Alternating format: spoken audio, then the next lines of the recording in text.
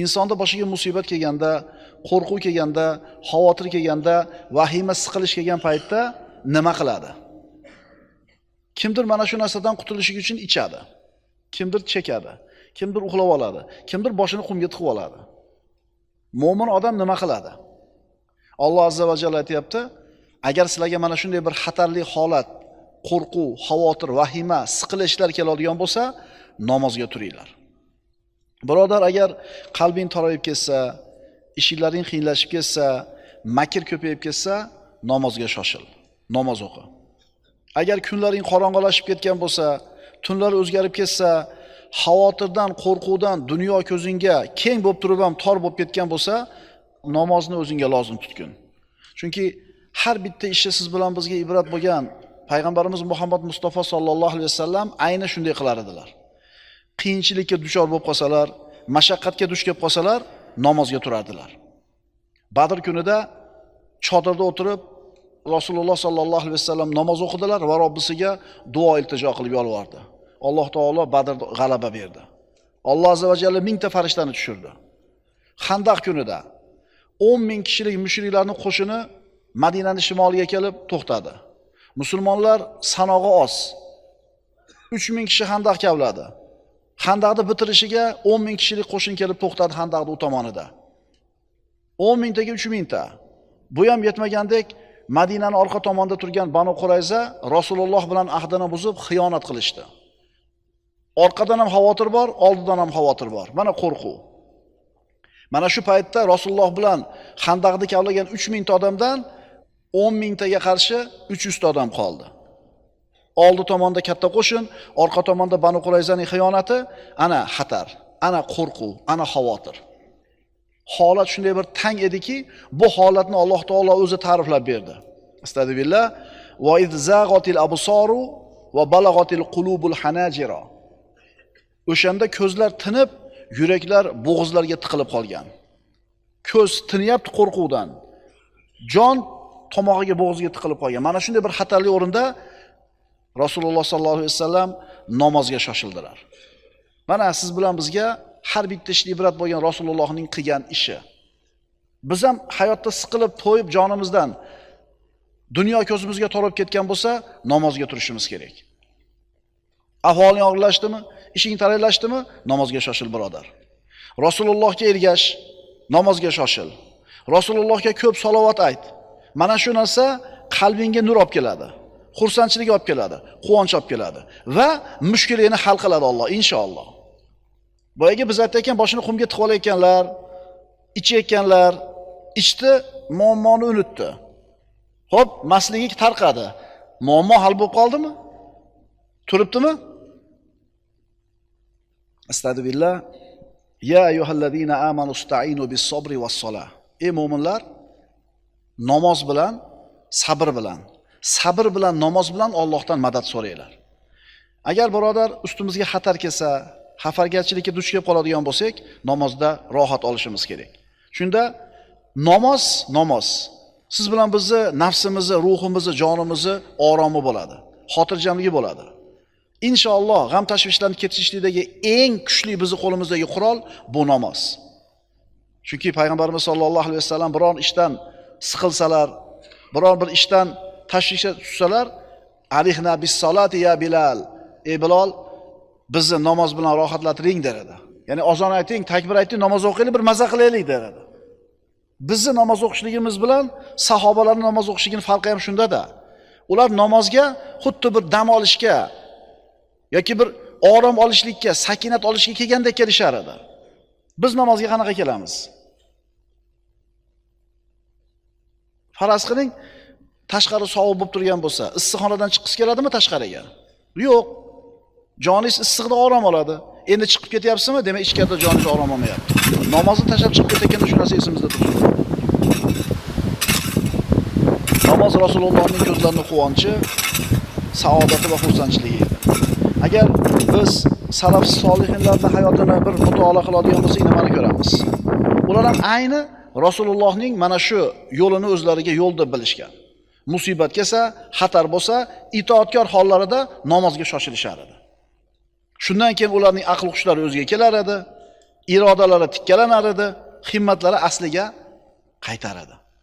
Shuning uchun ustingga musibat keldimi, tahoratni qil, ixlos bilan namozga tur. Sabr, namoz seni ruhini tinchlantiradi, qalbingga xotirjamlik olib keladi. Mana solatul xavf. Ana shu namoz ham qo'rquv, xavotir bo'lib turgan vaqtda o'qiladigan namozlardan. Mana hozirgi davrni odamlarga qarasak, ya'ni siz bilan bizga qarasak, odamlarning juda ko'pi stressga uchragan. Stress nima? Tushkunlik, vahima, qo'rquv. 21-asrning vabosi stress deydi. Psixologlar ham, tabiblar ham. Stress xotirjamlikning yo'qligi. Agar bir og'iz so'z bilan aytish kerak bo'lsa, siqilgan, nervinli, asablari tarang, bitta gap kam, ikkita gap ko'p, sal narsaga jahli chiqib ketadi, sal narsaga otilib ketadi, o'zini kontrol qila olmaydi. Mana shu stress. Bormi shu narsa? Sen yashayotgan shahar qancha katta bo'lsa, stressing shuncha katta. Sen qanchalar kichkinaroq shaharda yashayotgan bo'lsang, stressing shunchalar kichkinaroq. Agar umuman shaharda yashamasdan, chekka bir qishloqda, bir tog'da yoki sahroda yashayotgan bo'lsang, mana shu stressing ozroq. O'shuning uchun tolada ishlayotgan, tog'da qo'y boqib yurganlarda havas qilsa bo'ladi. Stress umuman yo'q. Hozirgi odamlar mana shu o'zini ichida to'planib qolgan stressni qanaqa qilib yechadi? Savol, qanaqa qilib yechadi? Ichadi. Chekadi qurug'ini, narkotikini chekadi, sigaretini chekadi, uxlaydi. Shu bilan shu stress yechiladimi? Yo'q. Ular shu qiladigan shu ishlari bilan muammoni unutishga harakat qilishadi. Ichadi, mast bo'ladi, esdan chiqib qoladi. O'ziga kelib qolganga o'xshadi, uyg'onsa muammo boboyida turibdi. Qo'rquvni oldida, xavotirni oldida tuyoq boshini qumga tiqib olgandek, boshini qumga tiqishib oladi. Ular ishi shunga o'xshaydi. Xo'p, boshini qumga tiqib olding, ichib olding, chekib olding, sayib olding, bir hafta yotding, ichib. Shu bilan mushkula hal bo'ldimi? Yo'q. Tuyoq boshini shunday qumdan chiqarsa, muammo turibdi peshanasida. Mana shunday stress tufayli nafsiy kasallarga mubtalo bo'lgan hozirgi avlod bu stressdan qutulish uchun, bu mushkulalardan chiqish uchun namozga, masjidga shoshilish kerak. Endi qanchasi masjidga kelyapti bu avlodni? Stress sababli asabi tugagan, fe'li tarang bo'lib ketgan, muammolarning ko'pligidan zerikkan va ularda kamayish o'rniga ko'payayotganligini ko'rib, ezilib turgan bu odamlarga, bu zamonda odamlarga masjidga namozga qaytishga vaqti kelmadimikin?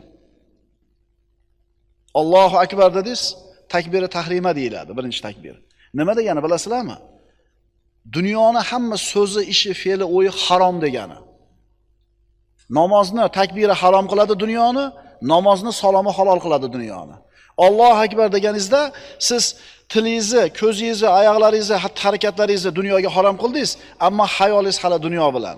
O'shuning uchun bu namoz bizga huzur, halovat bermayaptimikin? To'g'rimi? Allohu akbar deyishingizga nimalar keladi hayolingizga?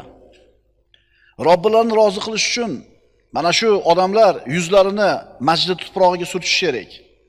Bu bilan avvalor o'zini nafslarini mana shu tinimsiz bo'lib turgan azobdan saqlab qoladi. Aks holda tomon bo'lishadi.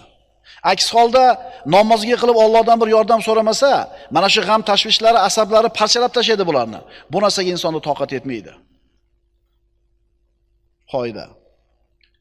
Boshlar qatib, qalblar bezotalanib, siqilib qolgan holatda xotirjamlikni va osoyishtalikni qalb bilan, xushu bilan o'qilgan namoz beradi. Qalbingiz bilan, xushu bilan o'qiysiz, shu muammolardan qalbingiz qutuladi. Demak, mana shu mashaqqatlardan qutulishning bitta yo'li nima ekan? Namoz ekan. Chunki hamma ish Alloh taoloning qo'lida. Ustingga shu kunni berayotgan ham Alloh taolo. Qaysidir qilgan ishlaringga mukofot qilib berdi qo'shtirnoq ichida. Endi olib qo'yadigan ham shu kunda Alloh taolo. Alloh muammoingizni hal qilishni xohlaganda, sizni yuragingizni siqib turgan, sizni qo'rqitib turgan, sizni shu muammoga tiqib turgan odam o'zi muammoning yechimini ko'tarib keladi. Agar talab qilingandaqa ibodatni qilsak. Inson xushu bilan o'qilgan namoz bor yoki shunday o'qib qo'ygan namozi bor. Inson xushu bilan o'qilgan namozda topadigan xotirjamlikni boshqa hech qayerda topolmaydi. Qaytarib aytamiz, xushu bilan o'qilgan namozda topadigan xotirjamligini inson boshqa hech yerdan topolmaydi. Birodar, xotirjamlikni, sakinatni, osoyishtaligini 3 ta o'rindan qidir. Namozda, Qur'on tilovatida, zikrda. Qalbingni xotirjam bo'lishligini 3 ta o'rindan ista. Namozda, Qur'on tilovatida, zikrda. Shu uchalasidan bittasida bo'lasan, senda biz aytayotgan sakinat, saodat bo'ladi. Qaysinisi doimiz bilan birga bo'la oladi? Zikr. Namoz bilan Qur'onga to'xtab o'tirish kerak. Ammo zikr doim. Zikr doim. Agar mana shu uchalasidan topsang, xursand bo'lib yashayver. Agar topolmagan bo'lsang, holing xarob. Eshik yopiq oldingda senda sakinat bo'lmaydi. Eshigini ochishga harakat qil.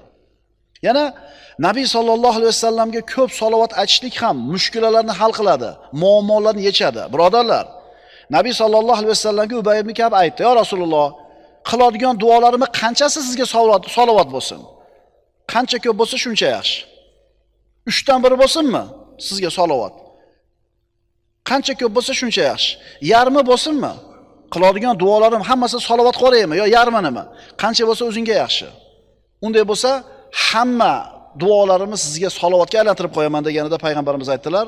Unday bo'lsa, gunohlaring mag'firat bo'lishi, g'amingni ketishiga sabab bo'ladi, kifoya qiladi dedilar. Tinmay salovat aytib ko'ring-da. Qalbingiz yashnaydi. Mana shu bir oqsoqollarni ko'rasizlar-da, yuzida nuri bor. Unaqa ilmli emas ko'p ham. Unaqa dushanba, payshanba roza tutavermaydi. Hamma qatori, lekin qarasang doim zikrda yuradi tili. Ana shu zikr nur beradi insonning yuziga. Hayotiga osudalik beradi, sakinat beradi. Zikr. Birodarlar, qaytaylik namozga, zikrga, Allohning ibodatiga. O'zi biz istab topolmayotgan, qo'limizga bir to'lmayotgan dunyoni ham Alloh taolo to'ldirib qo'yadi. Biz boshqa kraniylarga pelamizni tutib yuribmiz-da. Boshqa hovuzlarda suv olamiz deb paqirimizni ko'tarib yuribmiz. Tahajjud namozi. Tunni bir qismini uyg'oq o'tkazishing, birodar, yuragingni xotirjam qiladi, qalbingga sakinat olib keladi. Tunni bir qismida turib qiyomul layl, tahajjud namozini o'qishlik insonning qalbini xotirjam qiladi, unga sakinat olib keladi. Payg'ambarimiz aytadilar, agar banda tunda uyg'onib Allohni eslasa, so'ngra tahorat olib namoz o'qisa, o'zi tetik va qalbi xotirjam bo'ladi. O'zi tetik degani sog'lom bo'ladi jasadi, qalbi xotirjam bo'ladi degani. Kim? Qiyomul layl namozini o'qigan odam. Prechon bu, kechqurun turib uyqudan qolib namoz o'qisa shuna bo'ladimi? Seniki bo'lmaydi endi. Chunki sen ishonmayapsanmi Rasulullohning va'dasiga? Seniki bo'lmaydi endi. Kanu qalilan minal layli ma yahjaun. Alloh maqtaydi o'zini solih bandalarini, ular kechadan ozgina fursatgina ko'z yumar edilar. Va minal layli fatahajjat bihi nafilatan lak. Kechani bir qismida uyg'onib, o'zingiz uchun nafil ibodat bo'lgan namozni o'qing. Bu ishlar bekarga emas. Nabiy sallallohu alayhi vasallam vahiyni olib kelib, da'vatni avvalida ya ayyuhal muzammil qumil layla oyatini illa qolilasi tushmagan. Ey kiyimlarga o'ralgan zot, qumil layla, tunni qoyim qiling. 1 yildan keyin illa qolila degan qismi tushdi. Ungacha musulmonlar 1 yil kechasi uxlamasdan namoz o'qishdi. Illa qolila keyin tushdi. Ya'ni tunni bir qismida uxlamasdan namoz o'qing, bir qismida uxlang degan bo'ladi. Ammo boyaga illa qolila 1 yildan keyin tushdi. Chunki musulmonlarga xavotir, musulmonlarga qo'rquv, xavf, Makka da holat qiyin bo'lganda qiyomul layl bilan musulmonlarning nafslari orom oldi. Qiyomul layl bilan joni orom oldi. Tushunyapsizlarmi birodarlar? Nima uchun bizning qalbimizda o'rga sakinat, xotirjamlik yo'q? Nimaga dollar o'ynab ketsa, kursi qaltirab ketyapmiz, adamani qilib tursa vahima bo'lib ketyapmiz? Nimaga yo'q bizda shu quvvat? Agar aqllarni ishlatsak, birodarlar, namoz bizga berilgan katta ne'mat ekanligini tushunib yetamiz. Kunda o'qiydigan 5 mahal namozimiz gunohlarimizga kaforatligini tushunamiz. 5 mahal o'qiydigan namozimiz Robbimizning huzurida bizni darajamizni ko'taradigan vosita ekanligini tushunamiz. Yana bu namoz g'amlarimizni muolajasi ekan, dardlarimizni davosi ekan. Shuni bilamizmi?